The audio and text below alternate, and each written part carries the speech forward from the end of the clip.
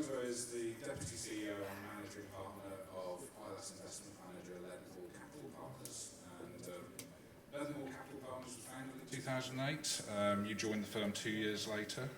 And so over 13 years, initially leading all business development and investor relations, and now becoming Deputy CEO as of last year. Prior to Leadenhall, Lorenzo spent 5 years with Aon, focused on ILS origination, structuring and sales, before which he worked at a bank and also in reinsurance broking as well. So he's got a track record in ILS investing and reinsurance, and given Leadenhall's strategy as a diversified asset manager, is perfect for this discussion today. And I wanted someone who could explain the opportunity of being a diversified and global manager within ILS, while also discussing the opportunity for investors and giving a view on the marketplace as well. And so Lorenzo really is the perfect person to have up here today. So to begin, perhaps you could talk a little bit about the Leadenhall structure, background, and the key partnerships that you have in place. Okay, well, thank you, Steve, and good morning, everyone.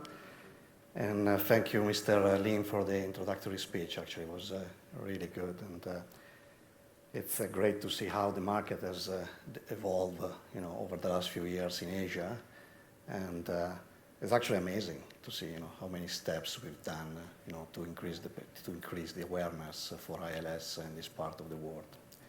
Now, regarding Leadenhall, as Steve mentioned, I've been working at Leadenhall for many years now, and we've been very lucky at the beginning to find the right partner to start our venture in Amlin. Amlin at the time was a FTSE 250 floated company. We immediately identified the need to team up with an insurance company. The question that myself, our chairman, and our CEO had at the time was, can you compete with the big elephants of the insurance company in this world when you want to transfer risk from the traditional insurance market to the capital markets if you don't team up with an insurance company? I mean, obviously, insurance companies have way more resources than single ILS managers. And today is obvious, but I can assure you that back in 2007 it was not that obvious. Now, Amlin is owned by MSA&D and Mitsui Sumitomo Insurance. Obviously, we are extremely grateful for the partnership. It's extremely helpful. It's helpful from a governance standpoint. It gives investors a lot of confidence about the fact that we have a solid partner. And most importantly, it gave us the chance to always keep an eye on the various opportunities that are available in the insurance market when we think about also what's going on outside of property cat. Now, in terms of the structure, why we thought about immediately teaming up with an insurance company, we immediately identified that it was, in order to grant access to investors in the most efficient way, the access to the balance sheet was immediately important. Now, again, today is obvious, there are different types of fronting arrangements, but now we are very well positioned to basically access 3 different balance sheets, 2 through MS Amlin, which are in Lloyd's and in Europe, and another one through Nectaris Re, which is a single A rated from AM Best insurance structure that we backed up in Bermuda. Overall, obviously we're very pleased also by the fact that, Steve mentioned the word diversified ILS managers. We actually offer 18 different strategies, which it's a lot. I'm still in charge of business development and fundraising. So as you can imagine, I guess the good news is that you always have something to sell. Even when you have the wind that is blowing, you can find a product that can help. And in this case, we are not very active in non-life, mainly property cat, but also in life and alternative credit. So I think that's really a big advantage also, because when you talk to investors, especially the big investors, one of the questions that you get is, but how scalable is this business? If we want to enter this market, we want to put it to work at least $500 million, $1 billion. but how long is going to take you to just build a portfolio which is only dedicated to non-life property cat? And that's when you can discuss how you can actually also diversify and add a bit of specialty and also life, for example. So that's pretty powerful. Absolutely, and actually you hit on exactly why I wanted to sort of have this fireside chat with you today, which was really to get across the point of diversification within ILS, because often we do spend far too much time talking about property cat, and as important as that is, there is other options out there for investors, and that's really one way we help to grow the marketplace, I think. So you've talked about what you offer to investors, but perhaps a little more detail just on the specific strategies within, say, non-life and then within life as well. Sure. So regarding non-life, it's pretty important to be able to offer capacity across the entire risk tower, right? So and that has been the aim. We started with a couple of funds, one more diversified and more, let's say, out of the money or in the more senior layers, and another fund that is riskier, closer to the retention, but not that close. I mean, we have certain limits, that basically prevent our portfolio managers or underwriters to go below the 15% attachment probability. Then over time, we realized that it was important to better serve not just our investors, but also our cedants, counterparties. And we said, well, we should launch a couple of other funds, one that we call remote risk fund, which plays at around 1 to 2% expected loss, and another one in between the diversified and the value fund, which is about 3.5% expected loss. Now, the idea of the remote risk fund a few years ago was a bit of a challenge, when you target, especially in a cycle when premiums are softening, when you target a 1% expected loss to 1.5% expected loss, it means that your return or yield that you can deliver is only around 3%. Now, these days, actually, it's much easier because, as we heard many, many times, yields are much higher, so we can actually deliver way more than when we launch the fund. Now, why it was important to launch the remote risk fund? Simply because when you think about the classic traditional reinsurance model, any rated counterparty that is providing reinsurance to the cedants will always target the riskier layers because they have to make sure that they deliver a return on equity to their shareholders, and for them that's where is the most efficient use for their capital. But then we all know, because we have all been working in this industry for a long time, that insurance companies really also like reinsurers to provide capacity for the very senior layers, because that's where the regulator and the rating agencies will basically provide them with capital efficiency.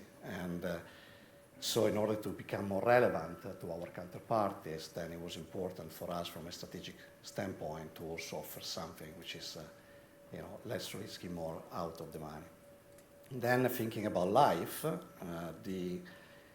life is a big market, and it's a multiple in terms of the non-life, and there are so many different plays you can have, and of course there is always this connotation of ILS should always deliver lowly correlated returns, if not uncorrelated. Now, uncorrelated, I see some of my peers use it a lot. It's always a challenge to use the word uncorrelated, but let's say lowly correlated.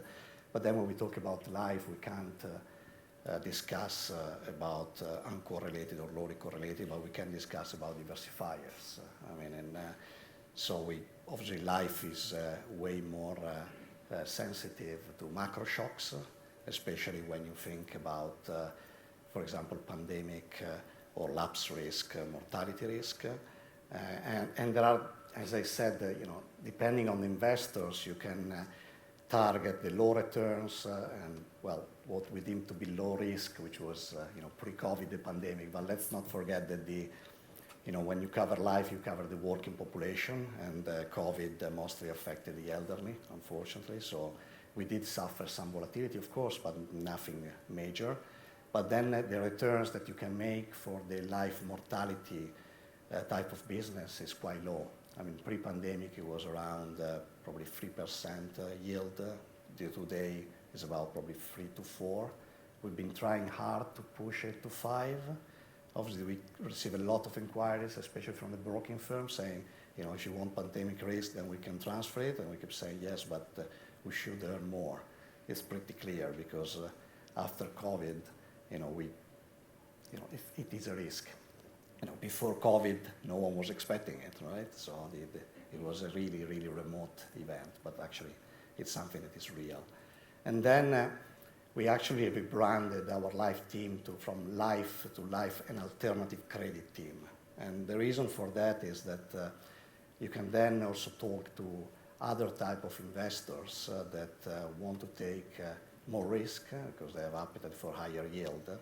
And we have to remember that at the end of the day, every time that we are out there discussing about what we are offering, we are judged on a relative value basis, right? So it's not just because we offer ILS that there should be some space within their investment buckets.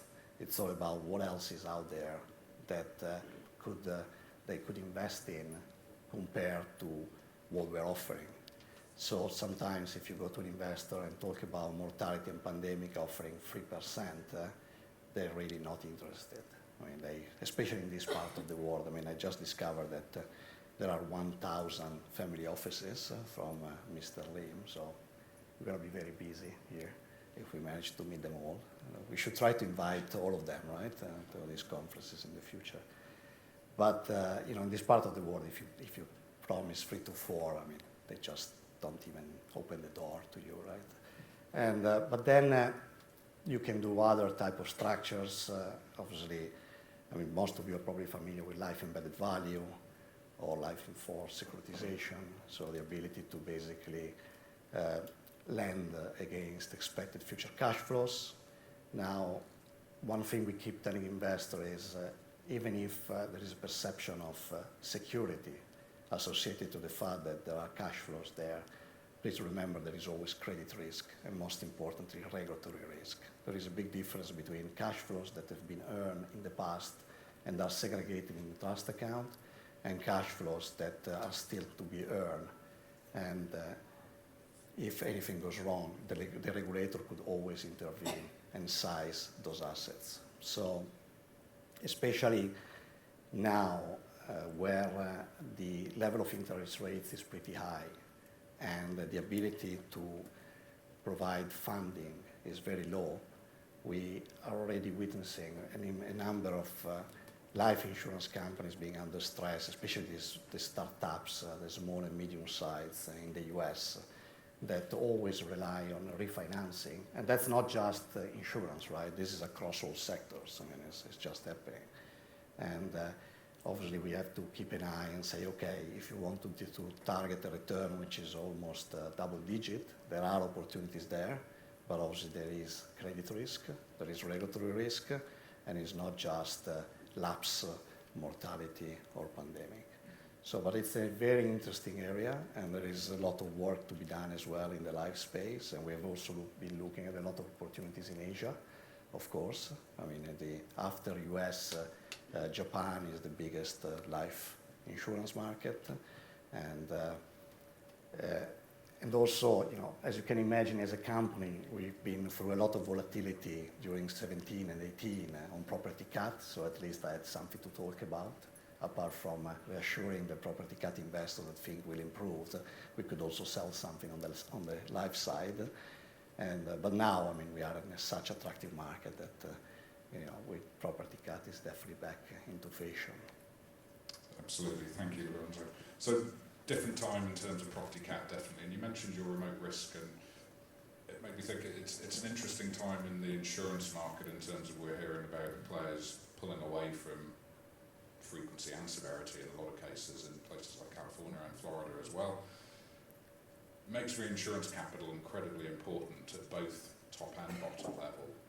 But do you think the opportunities perhaps at the upper layers at the moment? Yeah, that's a good question. We should have called this the wildfire chat rather than the fire chat. Yes, Steve, it's interesting. I mean, obviously, I meet investors from globally, right, for all different regions, and it's always interesting that even if, and I agree with you, right? I mean, even if we structure our funds to stay away if we can from the frequency, and even if we are now in incredibly attractive market conditions where not just us, but all our peers are focusing more on per occurrence, less on aggregate type of triggers, then we are all extremely excited by the fact that terms and conditions are much tighter, perils are better defined, also triggers are better defined. And so theoretically we could claim that all our portfolios are much cleaner in a way than how they looked like in 2017, where we had to stop and close the funds, in 18 actually after 17, because too much money was coming in, right? And so the lessons learned, apart from obviously our underwriting approach, has also been maybe when we talk to investors, we should again remind them about, and by the way, it's not just reminding them, it's, the first question is always climate change and what it means, and the difference between secondary peril and primary peril, and then when you look at some numbers, you immediately realize that the cumulative losses from secondary perils over the last 20 years have been over $1 trillion, compared to the secondary perils that has been around $900 billion, but obviously very different type of shape in terms of the curve. You know, you look at the secondary perils and it's a smooth log normal or exponential curve that shows that actually there is a lot of frequency, right? Whereas in the primary perils you have these jumps. And why? Simply because the primary perils obviously cause losses or industry losses that are a multiple in size compared to the secondary perils. And so when you talk to investors, you know, you remind them that especially in these market conditions where yields are at historical high level, there is a lot that you can gain also by staying out of the money. And you keep discussing it until the investor then tells you, well, but maybe I should still target my 15% because it's a small percentage of my portfolio and it's a strong diversifier. But then, again, depends on where you are in the world, right? I mean, it's, but I agree with you that maybe to get the market slightly more stable and gain more traction on the private placements. Obviously, on the cat bonds, we all had a great run so far this year. But for the private placements, it would be good maybe to target, you know, lower risk layers where, as you hinted at, you know, you have less probability of getting hit from the secondary perils because you are more out of the money, even if maybe the wording covers them, and deliver more stable returns. But you know, we'll see how, you know, things develop and how. Ultimately, the good news is that we have a lot of strategies. So then, you know, as far as you are transparent and explain what the risks are, then is the investor call.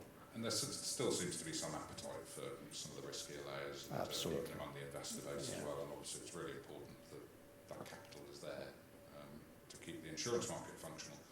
So time's rattling on, actually. So let's move on to the current state of the market. And so you mentioned there about cat bonds obviously having a very good year. Yeah. What's your sort of outlook on the private side in non-life and then also for the life market? Yeah. So on the private side. I think we are all pushing hard to get more capital in, and it's probably fair to say that most of the investors want to see a quiet year. So we'll probably all celebrate if the wind doesn't blow this year. Now, touch wood if there is any wood around here. But we do need, you know, we've been saying this for the last 5 years. But you know. Again, I'm positive. I see that the world of investors is huge. Obviously, again, with this, just in this part of the world, there are a lot of people that are not even familiar with what we do. So there is a big element of training. Actually, very pleased again that Mr. Lim mentioned that they're doing also a lot of work to increase the awareness locally. Thank you for that. Very much appreciated. And is the same for other countries, right? Unfortunately, there are some countries in Asia, like Japan, where you know, private placements still are not flying anymore. They really want to see the market back.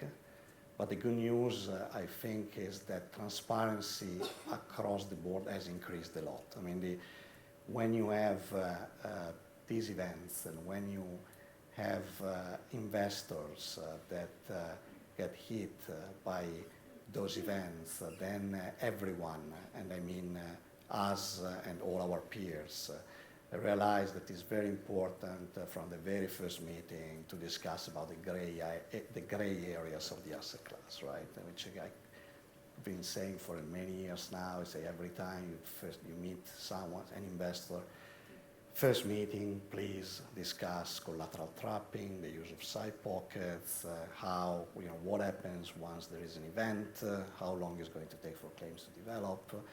It's much better to be honest and transparent from the very beginning, and then get the tricky questions, and then after the event is an easier conversation. That's really what helped us as a firm to remain stable in our AUM and keep growing.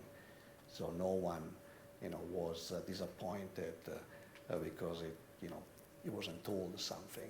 But now I can see that when I mention, if some of my peers have been meeting this investor before me, and they mention it, and they say, "Oh, yes, we heard about it," which actually didn't occur until 2017. So that I think is really, really good for the market. Absolutely. I think one of the key things this year is that there are just less surprises for people, even if the wind does blow. I think more predictability and more evidence of both high returns, but also the work that's been done on the structure in recent years. Yeah. So if we sort of look to the future and you think about what are you seeing that encourages you in ILS at the moment? Well, a lot of things, right? I mean, we can stay here probably a couple of hours on that point, but I think we cover it, right? I mean, the market has never been so attractive. The investors' interest must, increase over time, especially if we have a quiet year in terms of events. And transparency is definitely one. Efficiency on the structures is another one. So every ILS manager now is able to basically grant access to the asset class in a very efficient way through different balance sheets. There is ability to see the tail risk if an investor wants. There is an ability to do collateral overlay. So the market is way more sophisticated and flexible and can adapt to any type of investors around the world. So I think that's really good for the industry. And the demand for insurance is increasing a lot. Okay, again, we heard from Mr. Lim about Asia, and the protection gap is a big issue, but we're all here to narrow it. And obviously, by having a higher penetration of insurance, then there is going to be more demand. If there is more demand, then the market is going to be more efficient and more disciplined, because as we know, premiums are always dependent on supply and demand of capital. So I think overall we are in a fantastic position to actually do well. Yeah, I think it's good you mentioned the protection gap, because it appears to be becoming a bit of an insurability gap as well in the developed world, developed markets. So the gap appears to be expanding along with inflation at the moment. So given where we sit here in Singapore today, perhaps a few comments on sort of what you're seeing on the Asian ILS investor base. I know you've been travelling around the region again before this event. How is ILS being received at the moment, and what are people asking you as well? Well, I guess every ILS manager these days is probably opening every meeting by showing the track record on their carbon fund, right? Because we never had such a good year, I think, since I remember, being involved in this industry. Maybe after Lehman Brothers, actually, we did very well. Of course, a lot of bonds were trading below par, and we all delivered double-digit returns, right?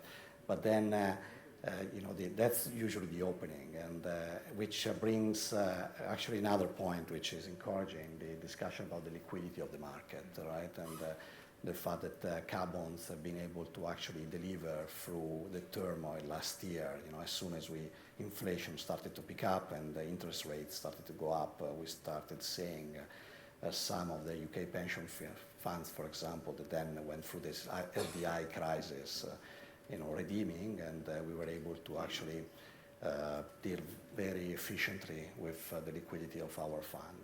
And so liquidity and car bonds are, in this part of the world, especially for the wealth money managers and family offices, are definitely the focus. And that's then the excuse to discuss about the private placements. I must say, we would love to see the big institutional guys to move quicker. Some of them that are already invested obviously got slightly burned in the past, so again, they're taking a break. But I mean, the more we travel, the more we meet with them, and hopefully if the market support us with returns, then I don't see any reason why, you know, they should also come in. That's for sure. And what about Asia as a source of risk? I mean, you mentioned on the life side, obviously Japan, but then on the non-life side, on the private side, it's more difficult. Yeah. Where are you seeing sort of progress? And again, I think the progress is there. I mean, again, Mr. Lee made an amazing summary of all these issuance, you know, in the region. Obviously, we are extremely proud of MS Amlin that with ILS Advisors, you know, sponsor for the third time a sidecar called Phoenix for ILS managers, which is a great example of the possibility for transferring Asian risk to the capital markets. We've seen the IBRD and the World Bank, and again, I'm a great supporter of the World Bank, and every time I can, I'm very happy to help them where possible to increase the awareness of what they're doing. And the one obvious hurdle, which again was raised earlier, is the modeling. There's a lot of efforts that are being made to develop the models here. I think the real challenge is the quantification of the risk, right? That's really, but that's also where collaborations between ILS managers and reinsurers can really help to bridge that gap. So again, we do a lot of work with Mitsui Sumitomo. Amlin has an office here and trying to understand better the perils. There's an element of research. Ultimately, it's all down to are you rewarded enough for the risk that you're taking. Then, no doubt, you know, anything that is deemed as a diversifier help your portfolio. So if you are comfortable as an investor that you are paid for the risk that you're taking, and you can demonstrate to your investors that actually you're not just taking a bet, but you understand what you're doing on your underwriting side, then you know, Asian risk is always welcome. And we've seen from the stats, I mean, penetration is increasing, which is great. We expect, you know, 10 to 15% compounding growth every year, which is all music to my ears. Absolutely. I mean, the ILS market certainly needs diversification, and investors do appreciate it. So, running very low on time now. Do you have a vision for the future of a company like Leadenhall and the role that Asia might play in the future of your business? Well, maybe more than a vision, I have a lot of hopes. I think, like everyone else. Yes, it's like, because it's amazing how you have to readjust quickly. Also, we are a big ILS manager, but we're still a small institution, right? If you think in the context of the financial markets, and we constantly discuss strategic initiatives, and we try to predict, you know, what is the next, and it's always interesting to see that, you know, you can basically come out with different ideas, but then my question mark is always, do you really want to test new initiatives with your investors' money? I think that's really the question mark, right? And I know that different ILS managers have completely different views, right? And it's great. I mean, I love innovation, and it's great to see that you know, we have cyber cover to come into the market, that there are others that are pushing long tail, for example, type of initiatives, casualty, securitization, and so on.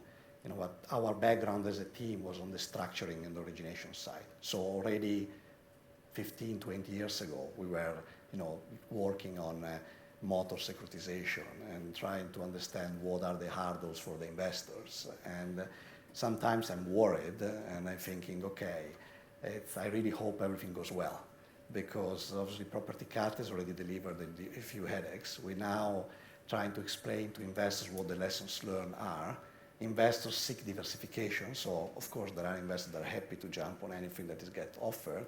But at least personally, as Leadenhall, I think we have a lot to learn about all these new perils, or perils that have been there for a while, but that investors have not been tested about taking it. And so we go slowly, and we just hope that in the meantime, we can be profitable for them with what we're doing. Which 18 strategies are already a lot.